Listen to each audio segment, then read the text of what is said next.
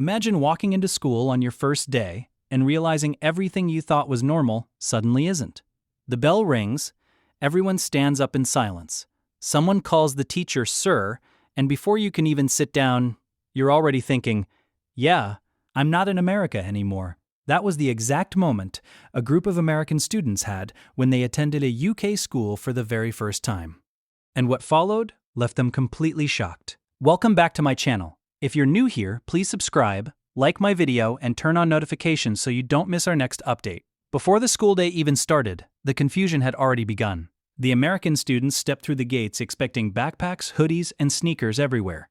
Instead, they were met with rows of students dressed almost identically: blazers, ties, polished shoes, no ripped jeans, no oversized hoodies.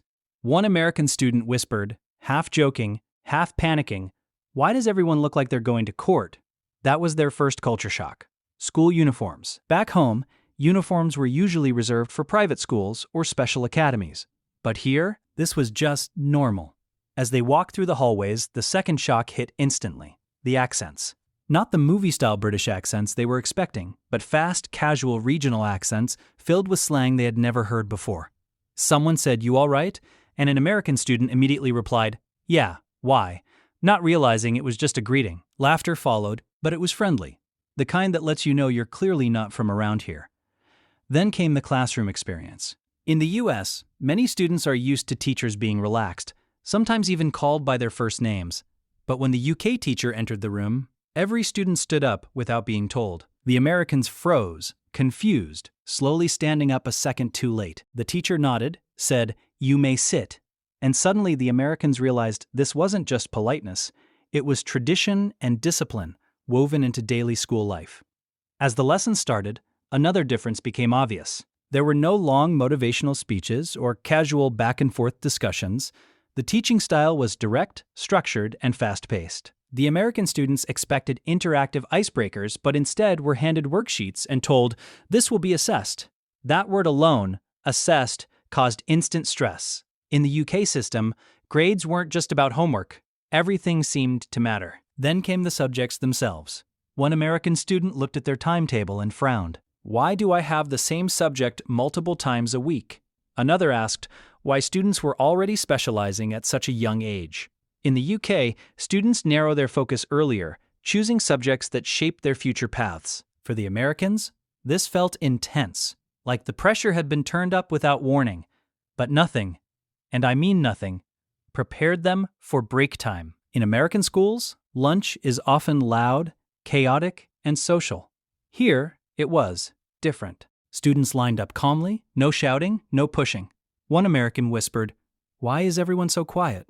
The menu was another shock: beans, meat pies, unfamiliar dishes, and no sign of pizza slices or soda machines.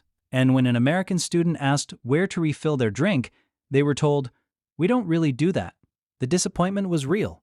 Outside during break, the Americans noticed something else: less phones, more talking. Students weren't glued to screens. Instead, they were chatting, walking, laughing, actually interacting. It felt old school in a way that surprised them. One American admitted later, "I didn't realize how much time we spend on our phones back home until they were suddenly useless here."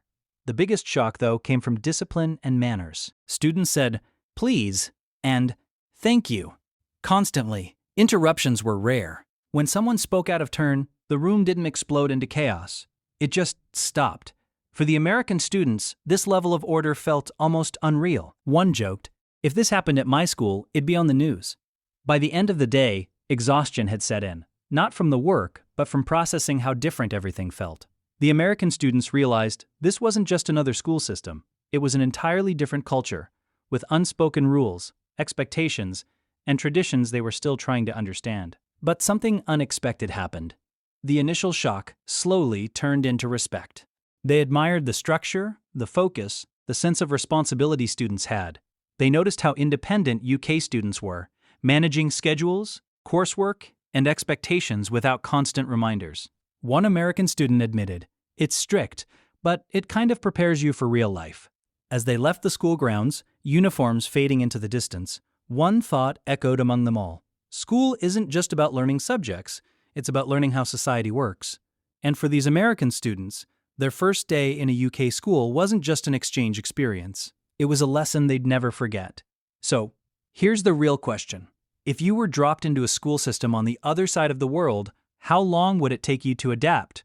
And which system do you think prepares students better for the future, American or British? If you enjoyed this story, don't forget to like, subscribe, and share your thoughts in the comments. And trust me, this was only day 1, and just when the American students thought the shock was over, day 2 proved them completely wrong. They arrived at school feeling a little more confident this time. Uniforms were on correctly, ties finally straight, and they had learned not to panic when someone said, "You all right?" But that confidence didn't last long. The moment classes began, they realized something big. UK schools don't ease you in. Expectations were already higher. Homework wasn't just do your best, it was detailed, timed, and graded seriously. One American student stared at the assignment sheet and said, "Wait, this is due tomorrow?" In the UK system, deadlines weren't flexible suggestions. They were absolute. No late passes, no extra credit negotiations. You either did it or you didn't. Then came the biggest surprise of the entire exchange: exams culture. UK students talked about upcoming exams casually, like they were part of everyday life. But for the Americans, hearing phrases like mock exams, coursework percentage, and final assessments felt overwhelming. Back home, tests mattered, but here, exams seemed to define everything. One American admitted quietly, "I've never felt pressure like this in school before." In class discussions, the Americans noticed something else. UK students were less likely to raise their hands just to speak, but when they did, their answers were precise, confident, and well thought out. Teachers didn't guide students step by step. Instead, they expected independent thinking. When an American student asked for clarification, the teacher replied, "Have a go first." That phrase became unforgettable. It meant, try, struggle, then learn. But it wasn't all pressure. Slowly, the Americans started to notice the positives. Friendships formed faster than expected. British students were curious, asking about American schools, lockers, yellow buses, and prom.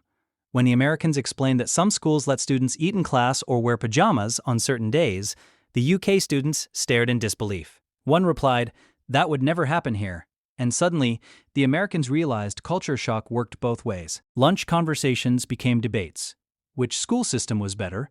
Which prepared students more? Which felt more free? The Americans talked about creativity and expression. The Brits talked about discipline and responsibility. No one was completely right, and no one was completely wrong. By the end of the week, something unexpected happened. The American students stopped comparing everything to home. They adapted. They walked faster between classes. They spoke up with more confidence. They stopped checking their phones so often. One even admitted, "I think I'm more focused here than I ever was back home." The final realization came on their last day. As they stood outside the school gates, watching students in uniforms laugh and head home, one American said something that summed it all up perfectly. "I came here thinking school was just school, but now I realize it shapes who you become." What shocked them most wasn't the uniforms, the accents, or the strict rules. It was how quickly they changed without even noticing. The UK school system didn't just teach subjects. It taught structure, independence, and resilience. So if American students can adapt to British schools, could British students survive American schools? That's a story for another day. If you enjoyed this video, hit like, subscribe, and comment where you're watching from. And tell us which school system you think would shock you the most.